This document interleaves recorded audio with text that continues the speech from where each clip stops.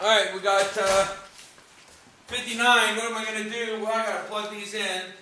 So that's really x is 3, y is plus a negative 1 to the negative 4. Well, that means 3 plus a negative 1 equals 2 to the negative 4. What does negative 4 mean? 1 over 2 to the 4th, right? Yeah. And then 2 to the 4th is 16. There you go. That was easy. Okay, now this. Oh, whoops.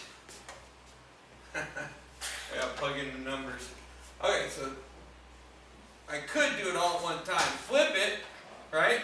And plug in the numbers. 3 times negative 1 times 2. Which is 3 times 2 is 6 times negative 1 is negative 6. There you go. X to the negative y. That means I've got 3 to the negative and the y is negative 1. So negative 1 makes a positive 1. So 3 to the 1 equals 3. That was easy. Right? This one. We got x is 3. Y is negative 1, right? But it's all of y, right? So that means it's a parentheses negative 1. And this is where students mess up when we plug in parentheses for quadratic formula coming up next chapter, okay? When you plug in a negative and it's squared or whatever, you're doing it to the whole negative.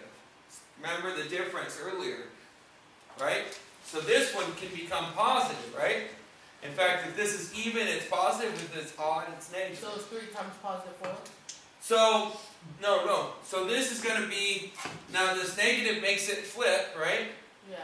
So then it's 3 over negative 1 to the 4th. And then we think, well, negative 1 times negative 1 is positive 1. Times negative 1 is negative 1. Times negative 1 is positive 1. Right? So anytime it's even, it's going to be positive. Anytime it's odd, it's going to be negative. That's what you need to remember on this. So positive 1. 3 divided by 1, it's just 3. Okay? Now, when we do these, all I'm looking for is I got a cubed over b squared. Why? Where's the negative go? On the bottom. Down below. Yep. It's easy. Wait, why? I just guessed. Why?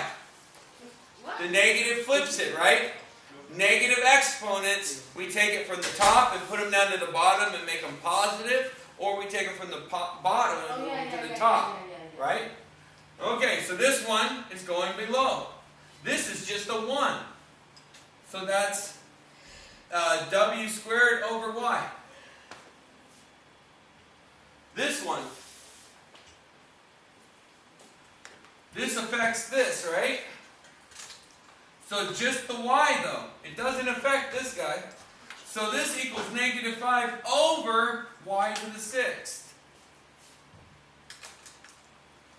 What happens here? Comes up, right? 2 to the a cubed times b. That's it. This one goes where? Down below. So 1 over 3 to the 8, x to the 8, and y to the 12. That's all that's happening. And this whole homework assignment's just been moving up, down, up, down, up, down, up, down. That's it. Right?